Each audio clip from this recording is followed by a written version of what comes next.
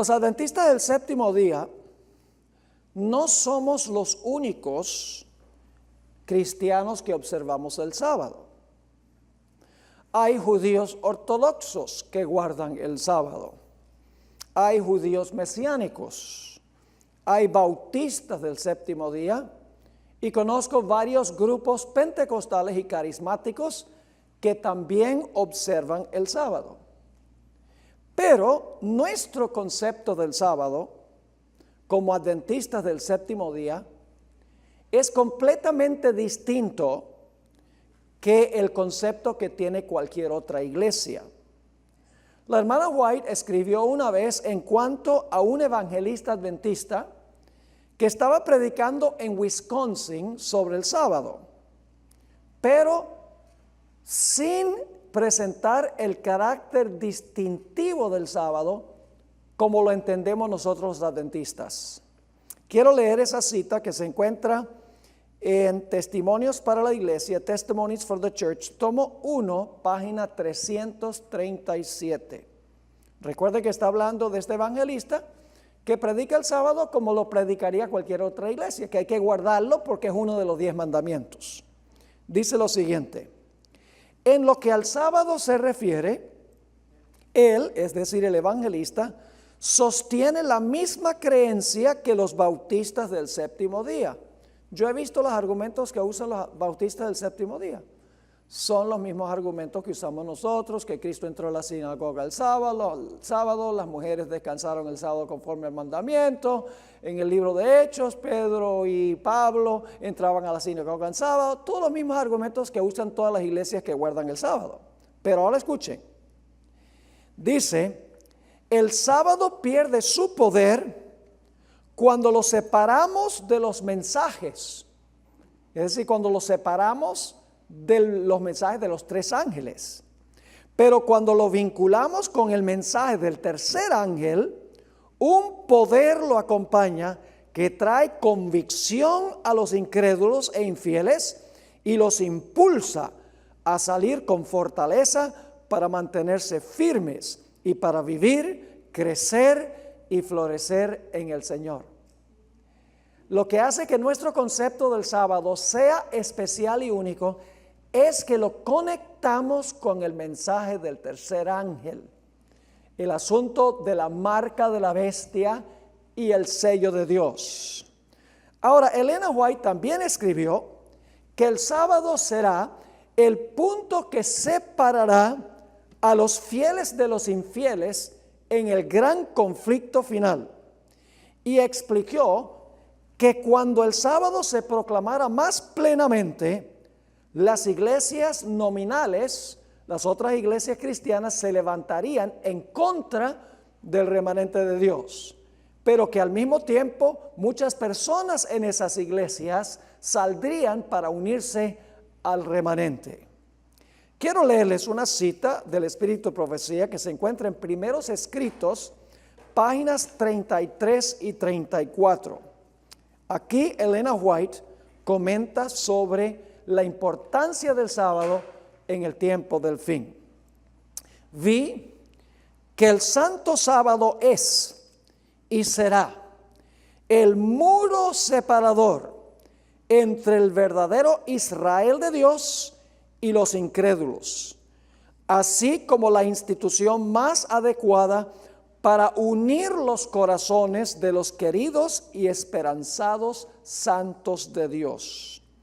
Vi que Dios tenía hijos que no reconocen ni guardan el sábado. No han rechazado la luz referente a él. Y al empezar el tiempo de angustia, este no es el gran tiempo de angustia después de cerrarse la puerta de la gracia, es lo que se llama el tiempo de angustia previo, antecito de cerrarse la puerta para todo el mundo. Dice, y al empezar el tiempo de angustia, fuimos henchidos del Espíritu Santo, cuando salimos a proclamar, ¿qué cosa? Más plenamente el sábado.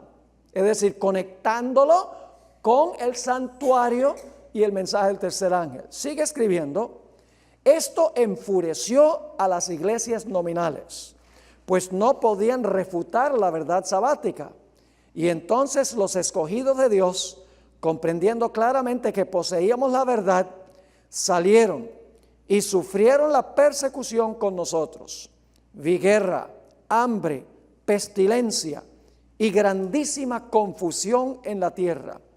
Los impíos pensaron que nosotros habíamos acarreado el castigo sobre ellos y se reunieron en consejo para raernos de la tierra, creyendo que así cesarían los males.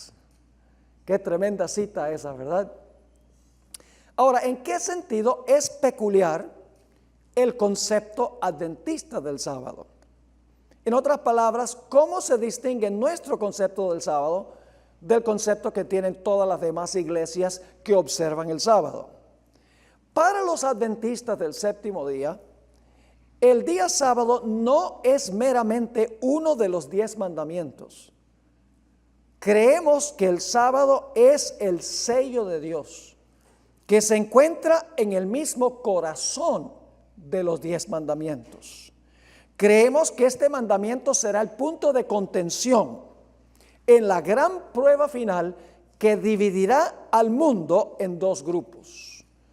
Por un lado estarán los que observan el domingo y recibirán la marca de la bestia. Por el otro lado estarán los que guardan el sábado y reciben el sello de Dios. Y según las profecías, los que tienen la marca de la bestia se levantarán para perseguir a los que tienen el sello de Dios. Esto ahora parece una imposibilidad, pero el corazón del hombre puede ser muy cruel cuando no es gobernado por el Espíritu de Dios. Los adventistas creemos que el sábado no es meramente un día para asistir a la iglesia. Como muchas iglesias sabáticas, ellos creen que guardar el sábado es ir a la iglesia y entonces irse a jugar deportes por la tarde o a ver un partido de fútbol. Los adventistas creemos que el sábado no es meramente un día para asistir a la iglesia, sino un día completo en que hay que suspender todas las actividades seculares de todos los días, desde la puesta del sol el viernes hasta la puesta del sol el sábado. 24 horas completas suspendiendo todo lo nuestro. Creemos también que Jesús entró en el lugar santísimo en 1844 y que todos los que entran al lugar santísimo por la fe guardarán el sábado, pues el sábado está en la ley y la ley está en el lugar santísimo. La importancia del sábado se acentúa en el lugar santísimo por la presencia del pote de maná dentro del arca. Es decir, que Dios le da realce al sábado en el lugar santísimo, porque en el arca del pacto están los 10 mandamientos y en el centro de los 10 mandamientos está el sábado.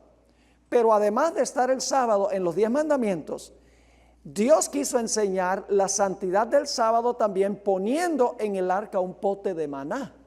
Y ustedes recuerdan en Éxodo 16 que la razón, una de las 2 razones por las cuales Dios dio maná a Israel fue para enseñarles la necesidad de observar el sábado. Es decir, en el lugar santísimo doblemente se enfatiza el sábado, en los 10 mandamientos y por el pote de maná. Y tal vez eso explique por qué la hermana White dice que cuando Dios le dio una visión del lugar santísimo, cuando ella entró al lugar santísimo en visión, dice que vio alrededor del sábado un halo del mandamiento del sábado en la ley, un halo, es decir, se le da realce al sábado. Y eso es cierto porque está en los 10 mandamientos y también el pote de maná. Ahora, en nuestro estudio de esta tarde, lo que queremos hacer es estudiar el asunto del sello de Dios y la marca de la bestia, la crisis final, desde 3 perspectivas. En primer lugar, vamos a ver que el conflicto final tiene que ver con la ley de Dios. En segundo lugar, vamos a ver que el conflicto final tiene que ver con los primeros 4 mandamientos de la ley de Dios. Y luego, un poquito más restringido, vamos a ver que el conflicto final tiene que ver con el cuarto mandamiento de la ley de Dios. Así que vamos de lo amplio a lo más específico. Conflicto final tiene que ver con la ley, tiene que ver con la primera tabla de la ley, tiene que ver con el mandamiento del sábado en el centro de la ley. Así que vamos a ver en primer lugar el concepto más amplio del conflicto final, que va a ser sobre el asunto de la ley de Dios. Vamos a Apocalipsis 12 y el versículo 17. Vamos a leer una serie de versículos que yo creo que ustedes conocen muy bien, los hemos leído muchas veces, pero vamos a leerlos de nuevo porque demuestran cuál es la controversia final. Apocalipsis 12, 17 dice lo siguiente: entonces el dragón se llenó de ira contra la mujer. ¿Qué representa la mujer? La iglesia. Y se fue a hacer guerra contra el resto o el remanente de la simiente de ella. ¿Y por qué odia el dragón a la simiente de la mujer? Los que guardan los mandamientos de Dios y tienen el testimonio de Jesucristo. La ira final de Satanás tiene algo que ver con los mandamientos de Dios. Lo dice claramente este versículo. Y este versículo en Apocalipsis 12 viene después de los 1260 años, después que la tierra, el territorio de los Estados Unidos, ayuda a la mujer. Esto está describiendo el conflicto final. Notemos también lo que nos dice Apocalipsis 14 y el versículo 1. Apocalipsis 14 y el versículo 1. Aquí se habla del sello de Dios y dice lo siguiente: después miré, y he aquí el Cordero estaba en pie sobre el monte de Sión, y con él 144,000, que son los que van a estar vivos cuando Cristo venga, y eso lo vamos a ver más adelante en otro tema. ¿Y qué tenían los 144,000? Los que van a estar vivos cuando Jesús venga. Tenían el nombre de él y el de su padre escrito ¿dónde? En la frente. Ahora la pregunta es, ¿qué es lo que Dios escribe en la frente? Porque dice aquí que tienen aquí el nombre del Padre en la frente. ¿Qué representa el nombre? Esto ya lo vimos. Representa el carácter. ¿A dónde se revela el carácter de Dios? El carácter de Dios se revela en forma escrita en su ley. En su ley. La ley es una copia escrita de lo que es el carácter de Dios. Ahora, aquí dice entonces que el sello o el nombre del Padre se coloca en la frente. Vamos a ver qué es lo que coloca Dios en la frente. ¿Qué tiene usted detrás de su frente? El cerebro. Más específicamente, ¿qué parte del cerebro? El lóbulo frontal, a donde toma decisiones, a donde puede distinguir entre el bien y el mal, a donde puede entender la voluntad de Dios y practicarla y tomar decisiones. Por eso está el sello, ¿dónde? En la frente. Pero ¿qué es lo que coloca Dios en la frente que tiene los 144,000? Jeremías 31 y el versículo 33. Jeremías 31 y el versículo 33. Por lo cual, este es el pacto que haré con la casa de Israel después de aquellos días, dice el Señor. Pondré mis ¿qué? No solo un mandamiento, pondré mis leyes, ¿dónde? En la frente, en la mente de ellos, y sobre su corazón las escribiré, y seré a ellos por Dios, y ellos me serán a mí por pueblo. ¿Qué escribe Dios en la frente? En la mente, sus leyes, los 10 mandamientos. ¿Y qué van a guardar los fieles al final de la historia? Que Satanás va a odiar los mandamientos de Dios. Vamos ahora a la página 269, Isaías 8:16. Nuevamente nos dice que la ley es la que Dios sella en medio de sus discípulos. Dice, ata el testimonio, sella, ¿qué cosa? La ley entre mis discípulos. Nuevamente es la ley la que se sella. Vamos a 2 de Timoteo, el capítulo 2 y el versículo 19. Segunda de Timoteo 2:19. Vamos a encontrar en este versículo que los que tienen el sello de Dios se apartan de la iniquidad o del pecado. ¿Qué es el pecado? Transgresión de la ley. Así que si los que tienen el sello se apartan de la iniquidad, se están apartando ¿de qué? Del pecado, que es transgresión de la ley. Vamos a leer este versículo. Pero el fundamento de Dios está firme, teniendo este sello. Está hablando del fundamento de Dios y de su sello. Conoce el Señor a los que son suyos. Yo pregunto, ¿los 144,000 son suyos? Sí. La generación final. Dice, conoce el Señor a los que son suyos y, ¿qué más? Apártese de iniquidad todo aquel que invoca el nombre de Cristo. Qué interesante. Entonces los cristianos, Dios espera que los cristianos se aparten de la iniquidad. Sí, para tener el sello tienen que apartarse de la iniquidad. Ahora, la palabra iniquidad que se usa aquí no es la misma palabra anomías que vimos en un tema anterior. Aquí la palabra es adiquía.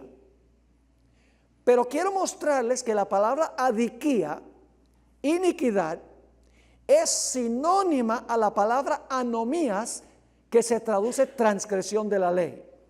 Note lo que dice Mateo 7:23. Aquí está hablando de los que echan demonios en el nombre de Jesús, los que hacen milagros en el nombre de Jesús, los que profetizan en el nombre de Jesús, y que Jesús les va a decir algo muy doloroso. Dice Mateo 7:23. Mateo 7:23 dice, entonces les declararé, nunca os conocí, apartaos de mí, hacedores de maldad. La palabra maldad ahí es la palabra anomías. Es la mismita palabra idéntica que se traduce en 1 Juan 3:4, transgresión de la ley. Es decir, aquí se podría traducir, apartaos de mí, transgresores de la ley. ¿Qué va a decirle Jesús a aquellos que reclamaron su nombre, hasta hicieron milagros y dieron profecías y echaron demonios, pero que realmente no estaban conectados con Jesús, que transgredían la ley de Dios? ¿Qué va a decir Jesús? Nunca los conocí yo a ustedes.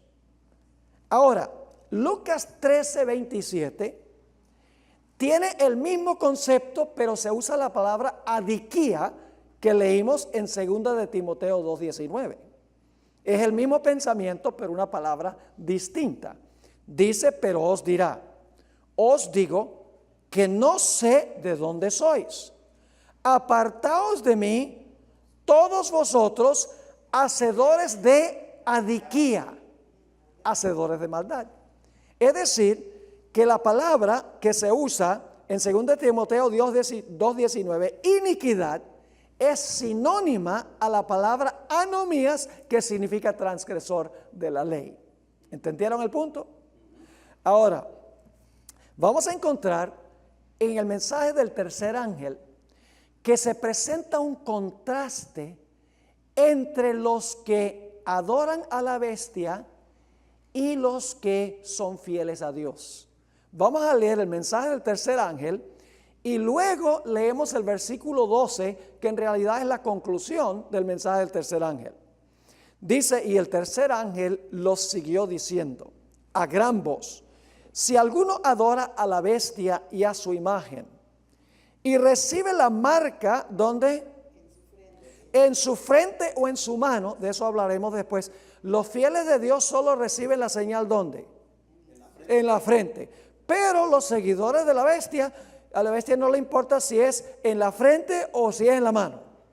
Eso tiene una importancia. Lo vamos a ver hacia el final del tema. Sigue diciendo en el versículo, nuevamente el versículo 9, el tercer ángel lo siguió diciendo a gran voz, si alguno adora a la bestia y a su imagen, recibe la marca en su frente o en su mano, él también beberá del vino de la ira de Dios, que ha sido vaciado puro en el cáliz de su ira. Todo esto lo vamos a estudiar en el futuro. Y será atormentado con fuego y azufre delante de los santos ángeles y del Cordero, y el humo de su tormento sube por los siglos de los siglos. Y ahora repite lo mismo que decía el versículo 9.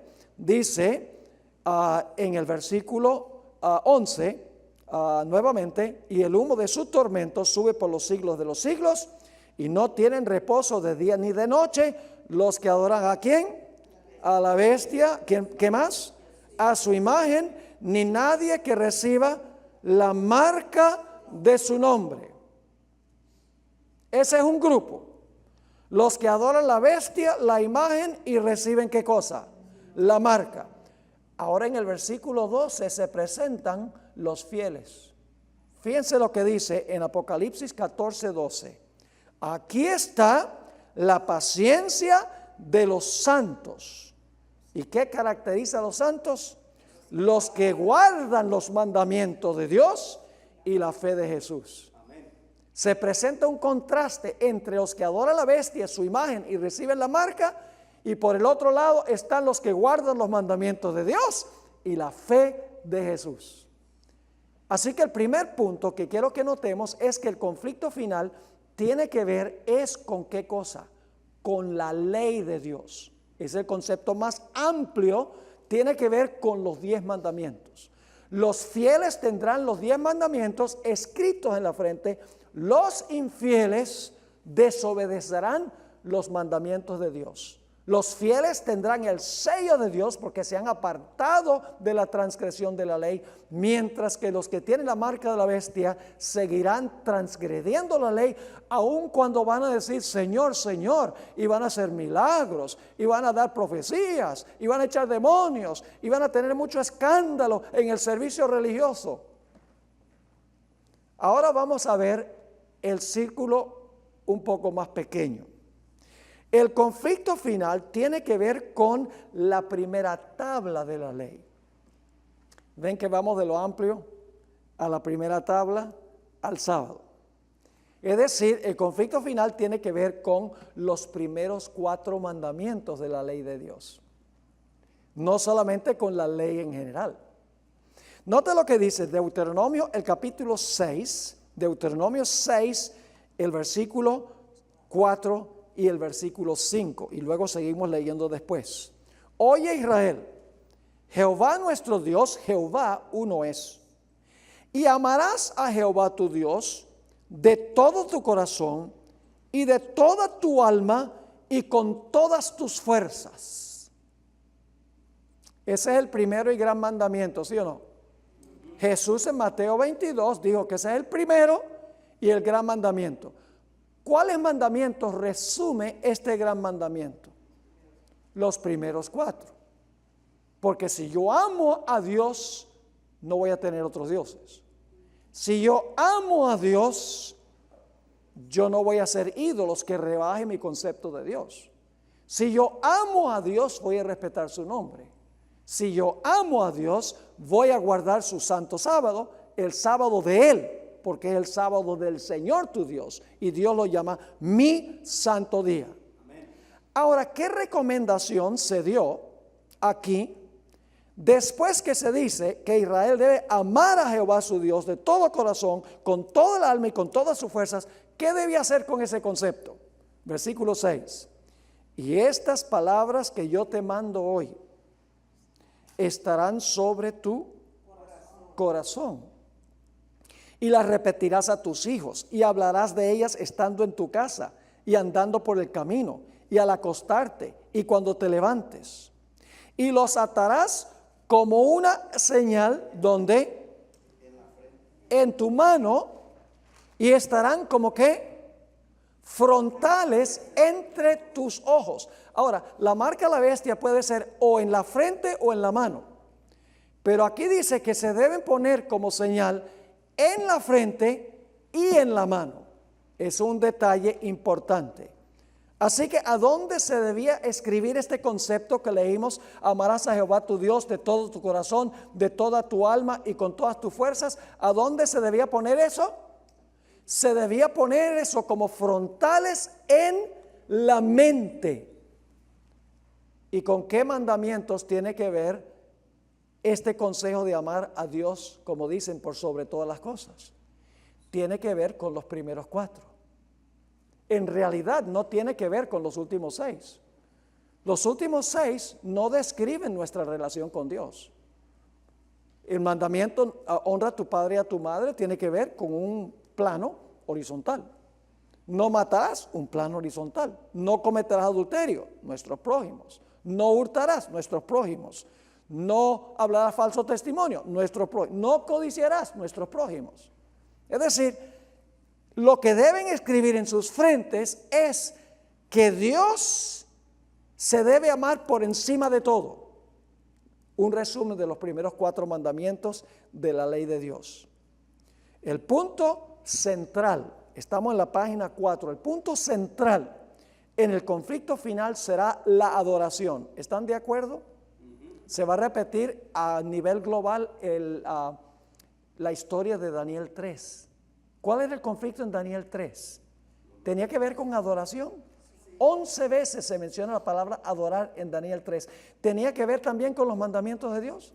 Sí, especialmente el mandamiento que dice: no te inclinarás a ninguna imagen y no tendrás dioses ajenos delante de mí. Y eso se va a repetir globalmente. Ya la imagen no va a ser literal, ni la bestia como Nabucodonosor, que fue bestia literal. No va a ser. Esto ahora llega a representar sistemas a nivel global al final de la historia. Va a tener que ver con la adoración. Ahora, fíjense en el manual, en la página 270. Van a darse cuenta que el conflicto final tiene que ver con estos primeros 4 mandamientos. En el capítulo 13 de Apocalipsis se describe la falsa adoración a la bestia y a su imagen y a la recepción de la marca. En contraste, el mensaje del primer ángel describe a aquellos que adoran al Creador. Ahora fíjense este resumen aquí. En Apocalipsis 13:4 dice que todo el mundo va a adorar ¿a quién? A la bestia. Yo pregunto, ¿sería esa una violación del primer mandamiento? ¿No tendrás dioses ajenos delante de mí? Sí. En segundo lugar, toda la tierra va a adorar la imagen de la bestia. ¿Sería esa una violación del segundo mandamiento? ¿No te harás imagen ni te inclinarás a ellas? Sí, Señor. El tercer punto es que dice en Apocalipsis 13:6 que la bestia blasfema el nombre de Dios. ¿Cuál mandamiento es ese? El tercero. No tomarás el nombre de Jehová tu Dios en vano. Y la bestia ataca al Creador, ataca su santo día, estableciendo un día rival. Entonces yo pregunto, ¿sobre cuáles mandamientos tiene que ver el conflicto final? Con la primera tabla de la ley, con los primeros 4. Pero ahora necesitamos ir al círculo más pequeño. El conflicto final no solamente tiene que ver con la ley de Dios, los 10 mandamientos, no solo tiene que ver con los primeros 4 mandamientos, sino que tiene que ver específicamente con el 4.º mandamiento de la primera tabla de la ley. Vamos al Salmo 95 y el versículo 1 al 6. Venid, aclamemos alegremente a Jehová, cantemos con júbilo a la roca de nuestra salvación.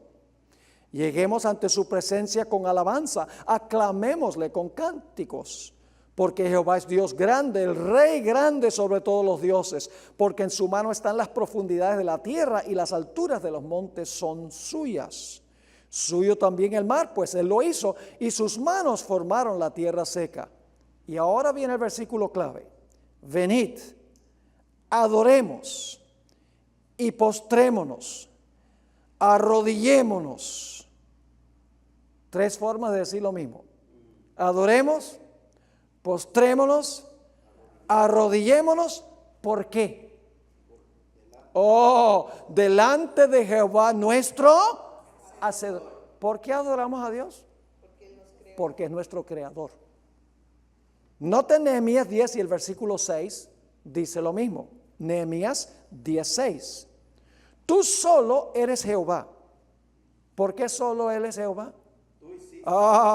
Tú hiciste los cielos y los cielos de los cielos con todo su ejército, la tierra y todo lo que está en ella, los mares y todo lo que hay en ellos.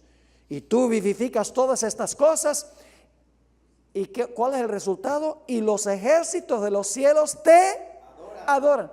¿Por qué los ejércitos de los cielos adoran a Dios? Porque Dios los creó. Lo dice el texto.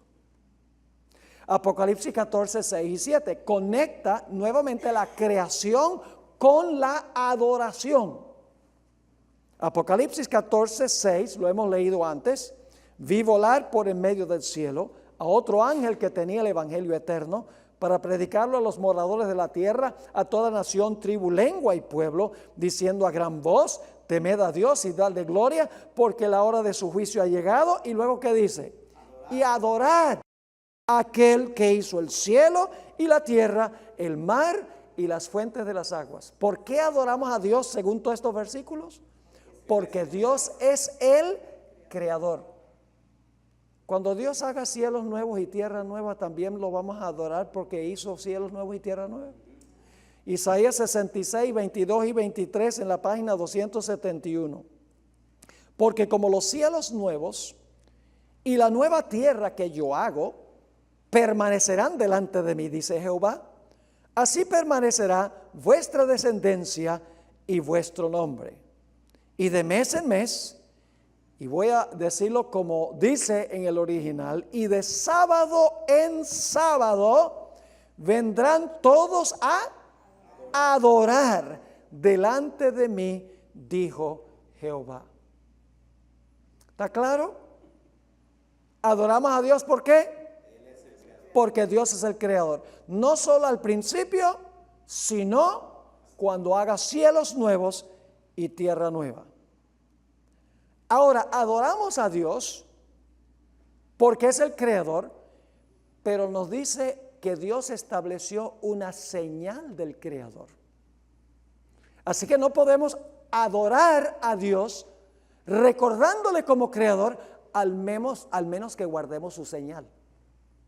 Usted no puede decir, yo adoro al creador y echar a un lado la señal del creador. Vamos a Éxodo 31 y el versículo 17 a donde se habla de la señal. Hablando del sábado dice, señal es para siempre entre mí y los hijos de Israel. Y siempre hay gente que dice, ve, es solo para Israel. ¿Dónde está la palabra solo ahí? ¿Ahí aparece la palabra solo? No. ¿Por qué Dios dice que el sábado, en ese versículo, es señal entre Dios e Israel? Porque Israel era su pueblo en ese momento. No iba a decir que es señal entre él y la iglesia. La iglesia no existía todavía. Dios sencillamente está declarando en ese momento, Israel era su pueblo, y dice que el sábado era señal entre él e Israel. Pero no dice solo o exclusivamente entre él e Israel. Y fíjense cómo termina el versículo. Señales para siempre entre mí y los hijos de Israel. Y ahora viene la razón.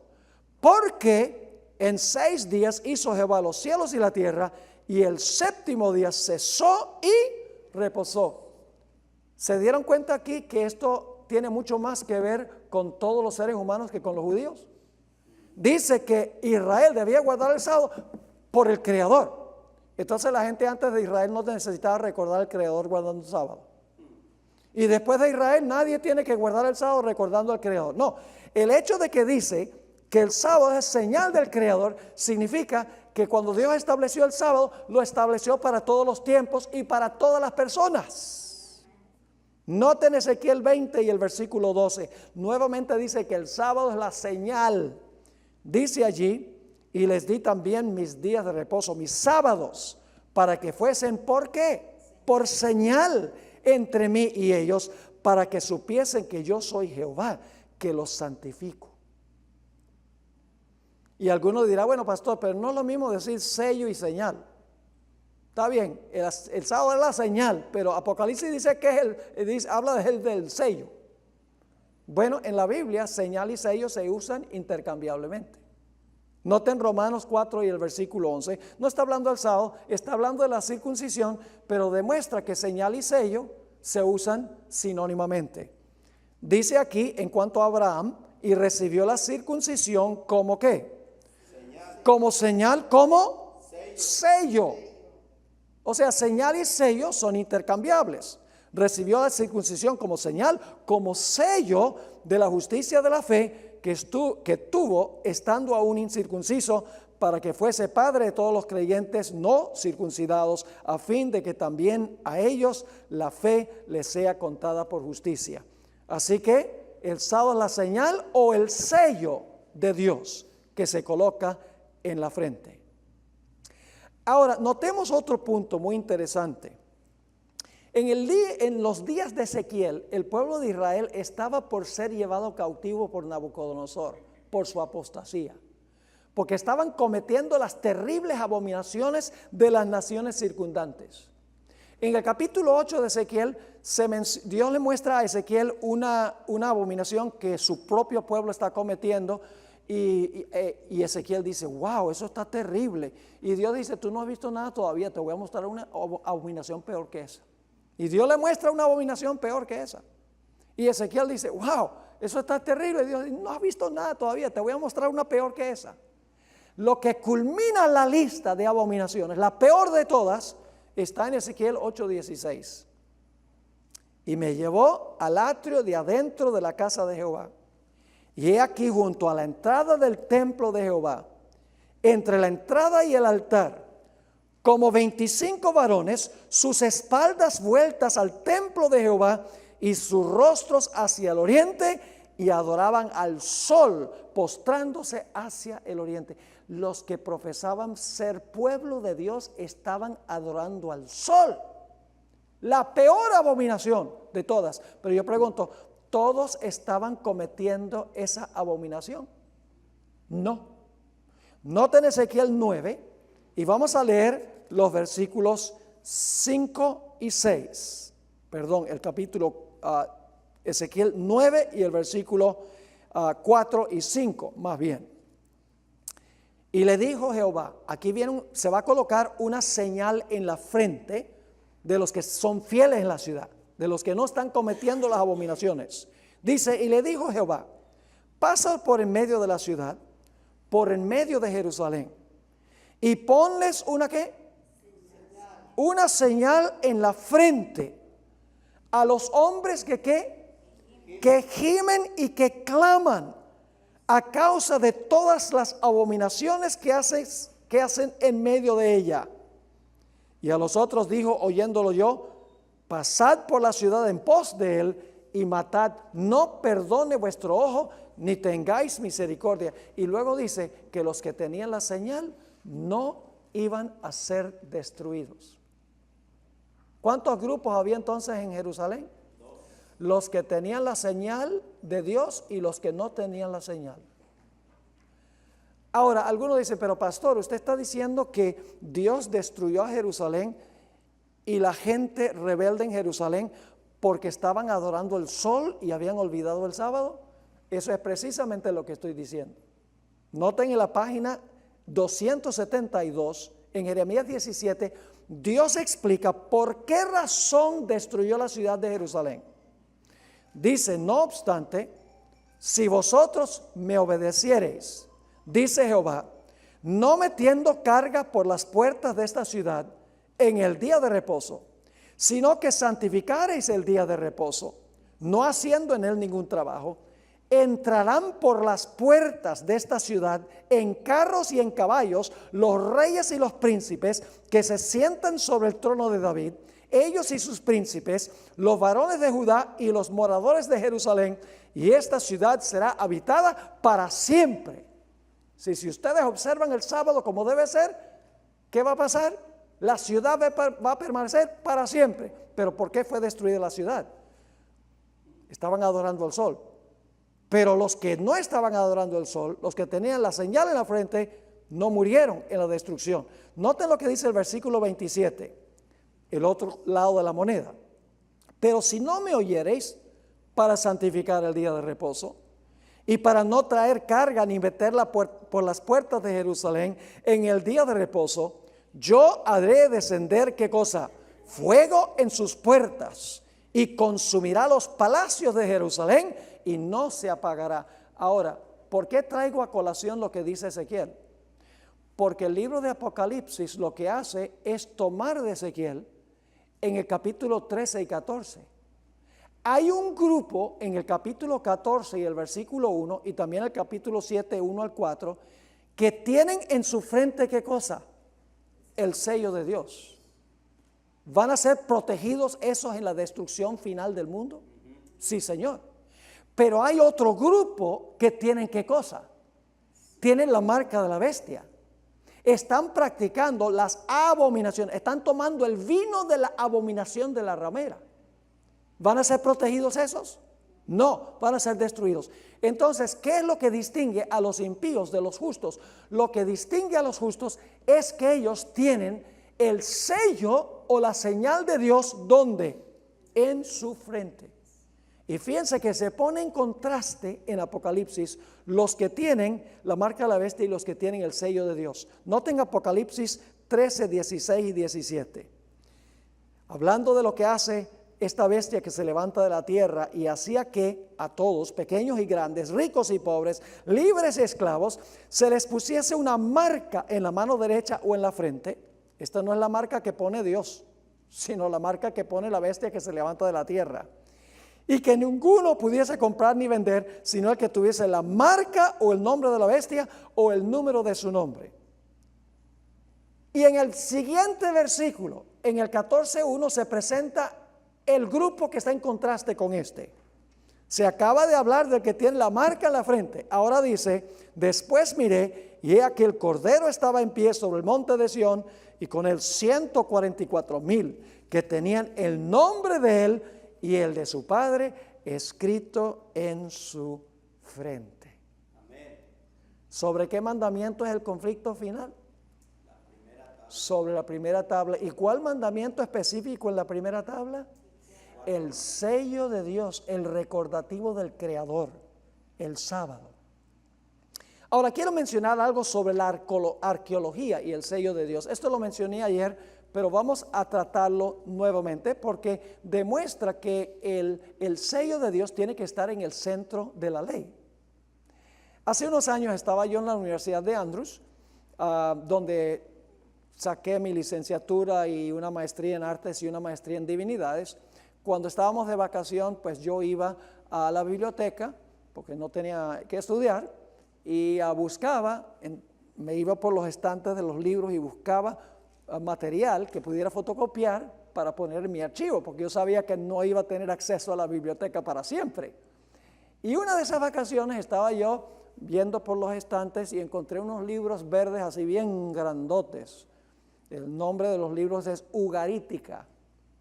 Ugarit era una ciudad en Canaán, alrededor del tiempo cuando se dieron los 10 mandamientos, alrededor de la misma época. Y yo no sé por qué yo bajé uno de esos tomos, son varios tomos, y me puse a hojear el libro, y de repente llegué a una página, y yo dije, wow, esto está bien interesante. Había, no solo en esa página, sino en las subsiguientes, había fotos de tablas de barro que estaban escritas por ambos lados. Ahora es interesante que estas tablas, escritas en un idioma que se llama cuneiforme, esa es la escritura, eran en realidad un pacto entre un rey soberano y un rey vasallo. El rey vasallo le prometía lealtad al soberano y el soberano prometía proteger a su siervo o al vasallo. Lo interesante es que descubrí que estas tablas eran pactos entre el rey mayor y el rey menor de una nación subyugada a la mayor. También descubrí que lo que estaba escrito en el primer lado de la tabla se repetía de nuevo en el segundo lado de la tabla. Y luego miré y encontré que en un lado de la tabla, cuando el barro estaba suave, porque se hacía la escritura en las tablas cuando el barro estaba suave, me di cuenta que cuando el barro estaba suave, se había colocado un sello grandote que borraba una buena porción de la escritura en un lado. Es decir, cuando se colocaba el sello, no se podía leer todo el pacto que estaba allí. Pero los que hacían el pacto, lo que hacían era escribir el mismo pacto en la parte de atrás de la tabla, para que un lado mostrase su autenticidad porque tenía el sello y el otro lado podían leer el pacto. Seguí leyendo los subtítulos debajo de las fotos y descubrí que esos sellos tenían 3 características, 3 puntos. El nombre del rey que estaba haciendo el pacto, el oficio que tenía rey y en tercer lugar el territorio sobre el cual gobernaba.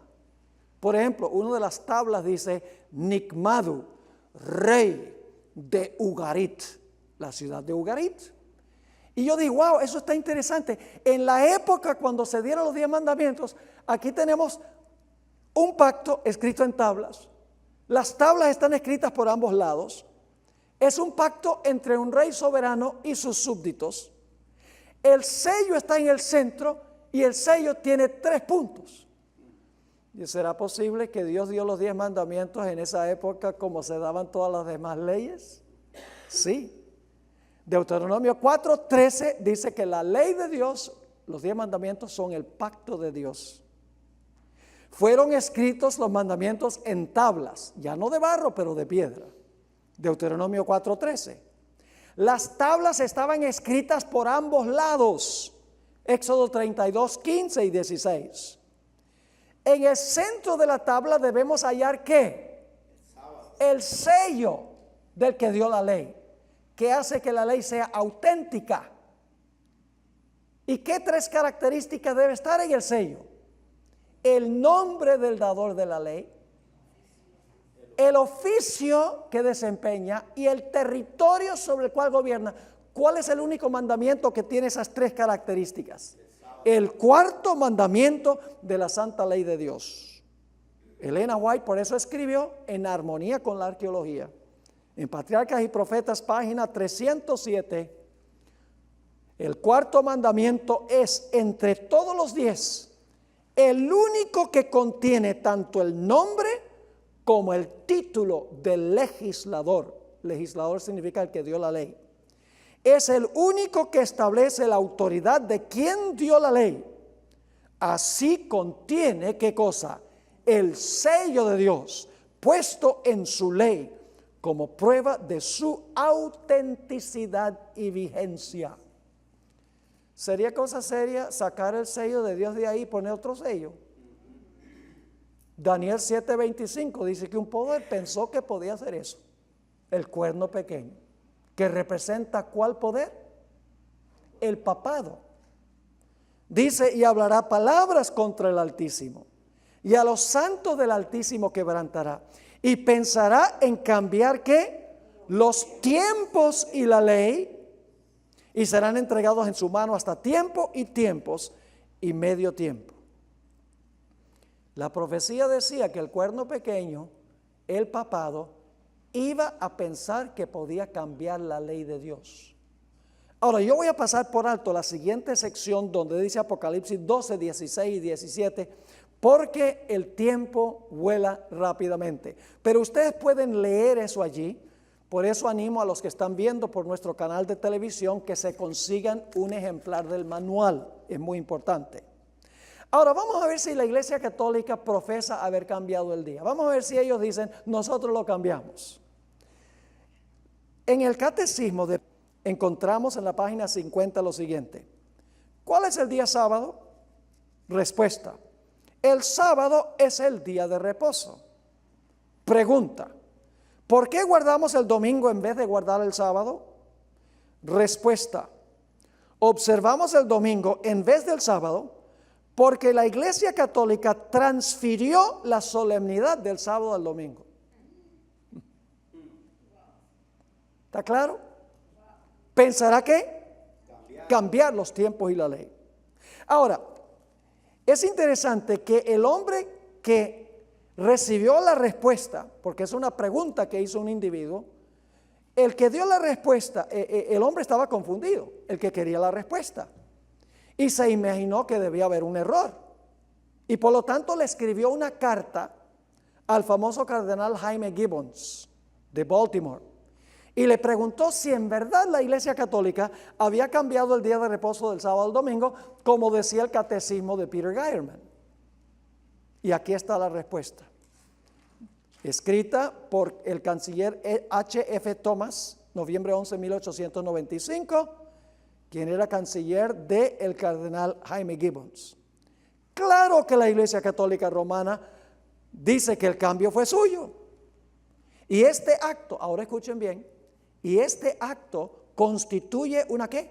Marca. Una marca de su poder eclesiástico y de su autoridad en asuntos religiosos. Interesante. En la revista Catholic Record, septiembre 1, 1923, encontramos esta cita. El domingo es nuestra marca de autoridad. La iglesia está por encima de la Biblia y este cambio de la observancia del sábado es una prueba de tal hecho. Extraordinaria cita, audaz. Por eso el cuerno pequeño se sienta en el templo de Dios haciéndose parecer Dios. Se le llama el hombre de pecado porque usurpa el lugar de Dios y pone su propia señal en lugar de la señal que exalta al Creador. Leamos la siguiente cita. Por largo tiempo todas las naciones cristianas dependían de la Iglesia Católica. Y como hemos visto, los varios estados imponían por ley sus ordenanzas, las cuales exigían la adoración y la suspensión del trabajo el domingo. El protestantismo, al desechar la autoridad de la Iglesia, no puede dar una buena razón que sustente su teoría dominical.